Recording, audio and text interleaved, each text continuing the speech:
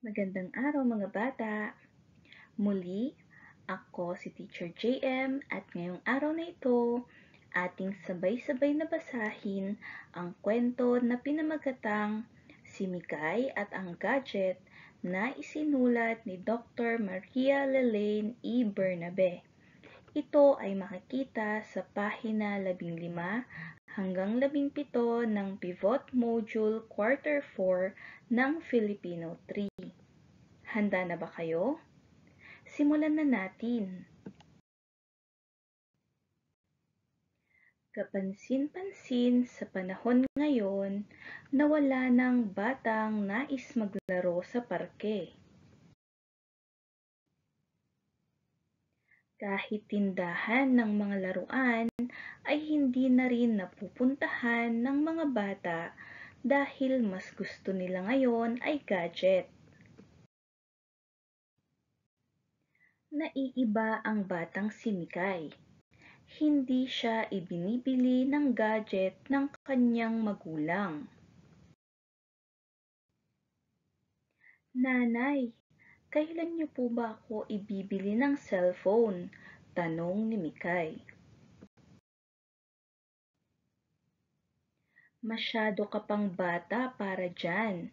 Huwag kang mainip. Darating din ang panahon, ibibili ka rin namin ng cellphone. Tugon ng ina. Magtiwala ka, hindi mo kailangan ang mga yan upang ikaw ay sumaya, dagdag pa ng ama. Nagalit si Mikay dahil ayaw siyang ibili ng magulang niya ng cellphone. Nakakainis naman, ako na lamang ang batang walang cellphone. Hindi tuloy ako makasunod sa pinag-uusapan nila.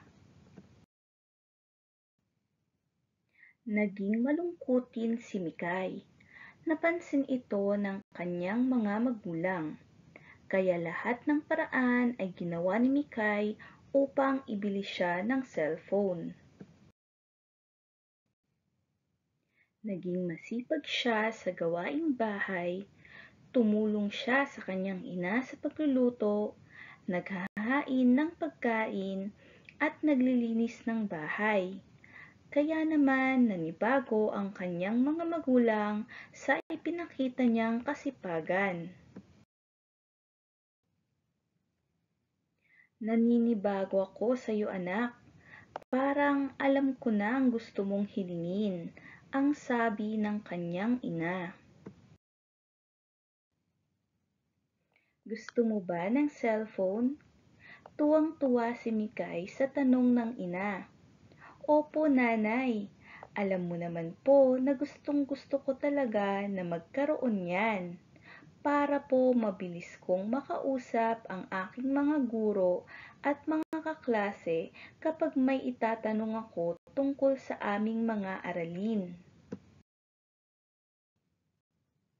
Sige, ibibili kita. Pero sana hindi ko makikita na laging pagse-cellphone lamang ang ginagawa mo, paalala ng ina. Opo nanay, pangako. Ibinili na nga si Mikay ng cellphone ng kanyang magulang. Simula nang magkaroon ng cellphone si Mikay, unti-unti nang nauubos ang oras niya. Dahil sa labis na paggamit ng cellphone ay nalimutan na niyang gumawa ng takdang aralin. Kahit pagkain ay hindi na rin niya napapansin at tila hindi na siya nakakaramdam ng gutom. Nawalan na rin siya ng oras para makipagkwentuhan sa kanyang mga magulang.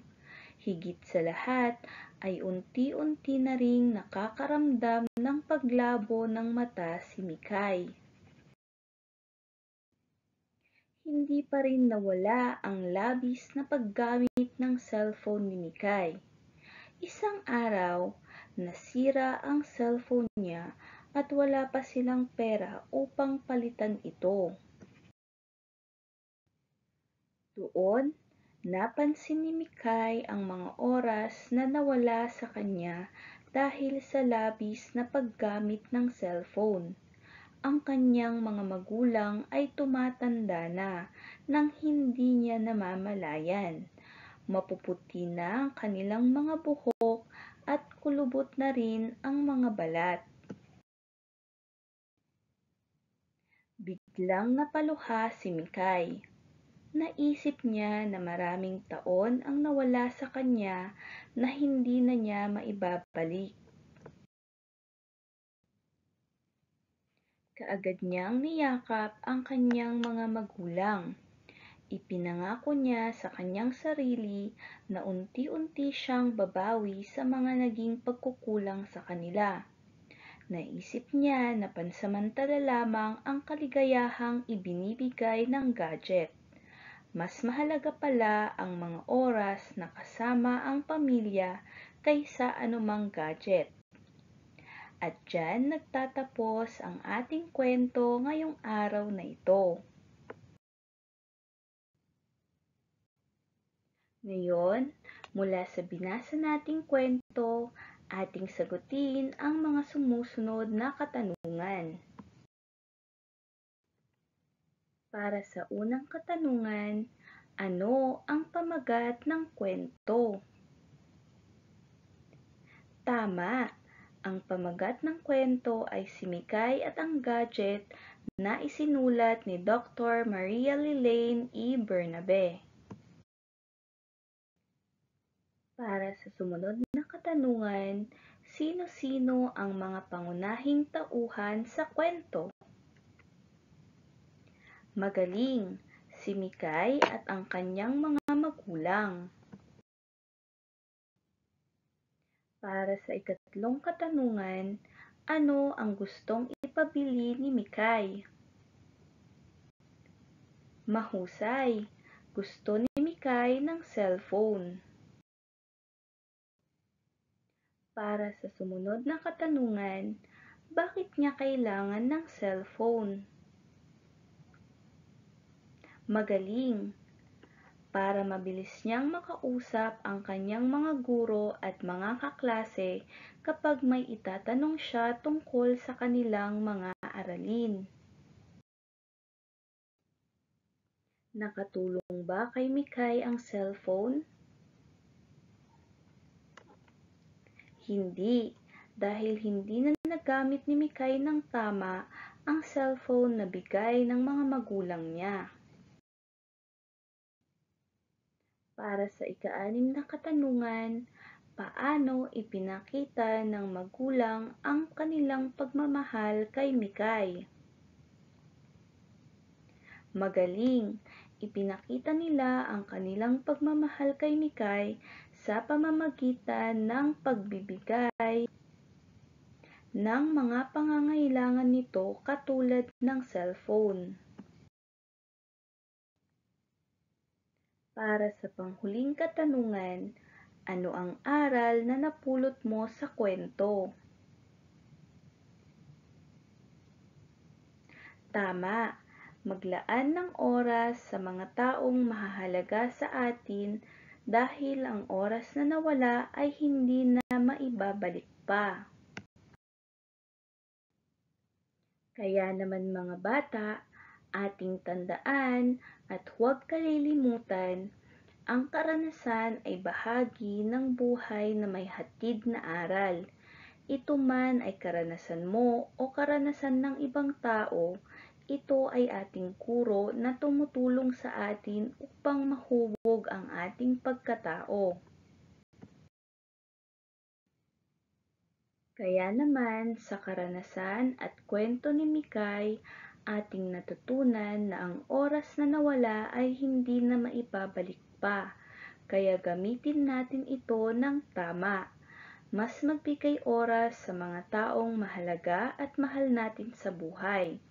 Makipagkwentuhan sa kanila, bisitahin sila, hanggat nariyan pa sila dahil mahirap magsisi sa huli sa mga oras na pinalampas natin para sana makasama pa sila.